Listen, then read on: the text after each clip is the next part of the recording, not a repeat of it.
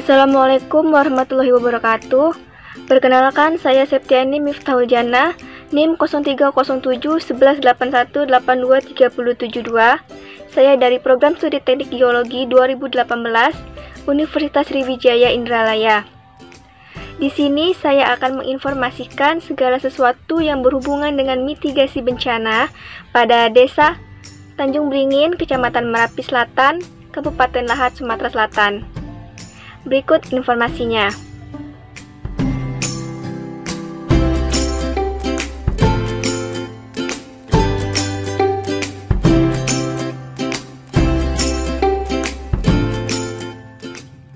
Secara administratif, Desa Tanjung Beringin berada di perbatasan antara dua kabupaten, yaitu Kabupaten Lahat dan Kabupaten Muara Enim. Desa Tanjung Beringin merupakan salah satu dari 11 desa yang ada di Kecamatan Merapi Selatan, Kabupaten Lahat, Sumatera Selatan. Berikut ini merupakan penjelasan lengkap mengenai kependudukan di Desa Tanjung Beringin. Berdasarkan sensus penduduk tahun 2010, Badan Pusat Statistik Indonesia, ada beberapa parameter yang dapat menjelaskan kondisi kependudukan di Desa Tanjung Beringin, Kecamatan Merapi Selatan, Kabupaten Lahat, Sumatera Selatan, yakni sebagai berikut. Yang pertama ada jumlah penduduk laki-laki dengan jumlah 365 jiwa. Kemudian ada jumlah penduduk perempuan sekitar 367 jiwa. Kemudian jumlah rumah tangga 188 jiwa. Jumlah perempuan sedang sekolah sekitar 71 jiwa. Kemudian jumlah laki-laki sedang sekolah sekitar 60 jiwa. Lalu pendidikan perempuan 15 tahun ke atas dibagi menjadi 5, yaitu tidak atau belum tamat SD sekitar 35, tamat SD sekitar 97 jiwa, tamat SLTP 54 jiwa, tamat SLTA 37 jiwa, tamat PT sekitar 3 jiwa. Sedangkan untuk pendidikan laki-laki 15 tahun ke atas, untuk yang tidak atau belum tamat SD sekitar 34 jiwa, tamat SD 106 jiwa, tamat SLTP 75 jiwa, tamat SLTA 37 jiwa, dan tamat PT sekitar 3 jiwa. Kemudian ada status perkawinan perempuan umur 15 sampai 19 tahun. Untuk keterangan belum kawin terdapat 51 jiwa. Untuk keterangan kawin sekitar 123 jiwa, dan keterangan cerai hidup atau mati sekitar 11 jiwa. Setelah itu ada penduduk 5 tahun ke atas yang mengalami gangguan parah. Untuk gangguan melihat tidak ada, dan untuk mendengar sekitar 2 jiwa. Sedangkan untuk berjalan, mengingat dan mengurus diri itu ada 0 jiwa. Kemudian untuk penduduk 5 tahun ke atas yang tidak bisa baca tulis, terdapat 31 jiwa. Setelah itu penduduk 5 tahun ke atas yang tidak bisa berbahasa Indonesia, ada 30 jiwa. Penduduk 15 tahun ke atas yang bekerja, ada 385 jiwa. Setelah itu ada penduduk 15 tahun ke atas menurut bidang pekerjaan, yaitu terbagi menjadi beberapa bidang. Ada pertanian, sekitar 339 jiwa. Untuk industri 2 jiwa, perdagangan, hotel, rumah makan sekitar 18 jiwa, dan untuk jasa saja hanya 4 jiwa, jasa pendidikan 14 jiwa, jasa kesehatan hanya 1 jiwa. Untuk penduduk 15 tahun ke atas menurut status usaha, ada yang dibagi menjadi 2, yaitu berusaha dan buruh. Untuk berusaha sekitar 196 jiwa, dan untuk buruh sekitar 189 jiwa. Kemudian jumlah rumah tangga menurut jenis lantai. Lantai kayu berjumlah 165 jiwa, bambu 0, dan sedangkan tanah hanya 2 jiwa. Kemudian untuk jumlah rumah tangga menurut penerangan, PLN meteran sekitar 51 jiwa, PLN tanpa meteran 135 jiwa, non PLN 0, dan bukan listrik 2 jiwa. Kemudian ada jumlah rumah tangga menurut sumber utama air minum.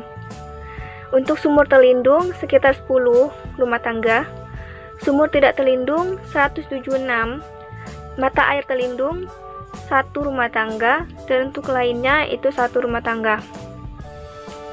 Untuk jumlah rumah tangga berfasilitas jamban sendiri sekitar 11 jiwa. Kemudian untuk jumlah rumah tangga berfasilitas telepon hanya 76 rumah tangga. Untuk jumlah rumah tangga berfasilitas internet ada 2 rumah tangga. Dan jumlah rumah tangga menurut bukti kepemilikan rumah SHM atas nama ART hanya 1 rumah tangga. Rumah tangga dengan KRT perempuan hanya 32 rumah tangga. Dan terakhir ada rumah tangga dengan ART berjumlah 1 orang dan berumur 60 tahun ke atas, itu 14 rumah tangga. Berdasarkan data tersebut, dapat disimpulkan bahwa pada daerah Desa Kecamatan Tanjung Beringin ini, untuk infrastrukturnya sudah cukup baik, namun harus lebih dikembangkan lagi dalam sumber utama air minum. Karena banyak sekali rumah tangga yang masih menggunakan sumur tidak terlindung.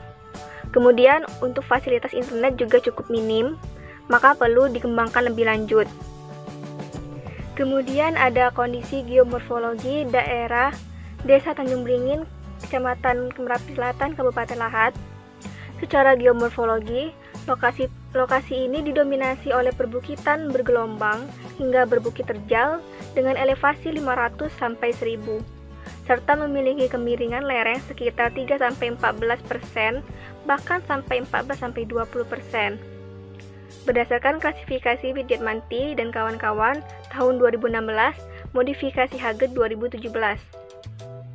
Daerah morfologi ini terutama disusun oleh batuan gunung api dari lujur barisan yang mana merupakan hutan dan semak belukar, dan sebagian kecil merupakan ladang atau kebun kopi penduduk setempat.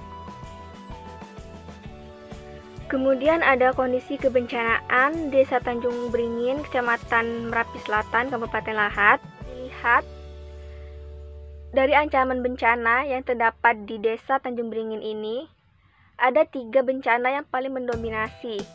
Yang pertama ada gempa bumi, yang mana memiliki kelas ancaman yang berpotensi tinggi hingga sedang. Kemudian ada tanah longsor, yang merupakan yang memiliki kelas ancaman berpotensi rendah hingga sedang, serta banjir dengan kelas ancaman yang berpotensi rendah hingga sangat rendah. Jika dilihat dari ancaman bencana gempa bumi, mengapa daerah Desa Tanjung Beringin memiliki ancaman yang tinggi sampai sedang? Karena dapat diketahui bahwa pada daerah tersebut sangat dipengaruhi oleh kontrol struktur seperti patahan, dan juga dipengaruhi oleh geomorfologi dan data lapisan yang ada. Kemudian untuk ancaman tanah longsor memiliki ancaman indeks rendah sampai sedang, karena sama seperti bencana gempa bumi sebelumnya, tanah longsor ini juga disebabkan oleh kontrol struktur seperti patahan, kemudian juga oleh geomorfologi daerah penelitian tersebut yang cenderung bergelombang hingga curam, dan dipengaruhi juga oleh endapan lapisan yang ada. Kemudian untuk ancaman banjir, diketahui daerah penelitian ini memiliki ancaman yang rendah karena diinterpretasikan daerah ini memiliki serapan air yang baik yang dipengaruhi pula oleh curah hujan yang rendah, bahkan sangat rendah dari 11 desa yang ada di Kecamatan Merapi Selatan. Berikut ini terdapat 5 poin utama yang dapat dilakukan untuk mitigasi bencana.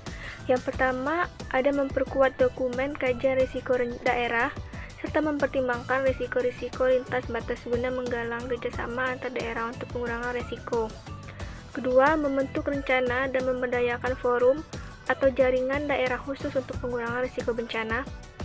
Yang ketiga, menyelenggarakan sistem-sistem yang siap untuk memantau, mengarsipkan, dan menyebarluaskan data potensi bencana dan kerentanan-kerentanan utama. Keempat, mewujudkan rencana dan kebijakan pembangunan sosial untuk mengurangi kerentanan penduduk yang paling berisiko terkena bencana. Serta kelima, menyediakan prosedur yang relevan untuk melakukan tinjauan pasca bencana terhadap pertukaran informasi yang relevan selama masa tanggap darurat. Berdasarkan data ancaman bencana yang telah dijelaskan sebelumnya, maka untuk mengurangi resiko tersebut, masyarakat diharuskan untuk memiliki asuransi bencana. Karena kita tidak akan pernah tahu kapan bencana tersebut akan datang. Untuk melakukan klaim asuransi tersebut juga dilihat berdasarkan kerusakan minimal 70%. Jika kurang dari itu, maka klaim tidak akan bahkan sulit dilakukan atau bahkan ditolak.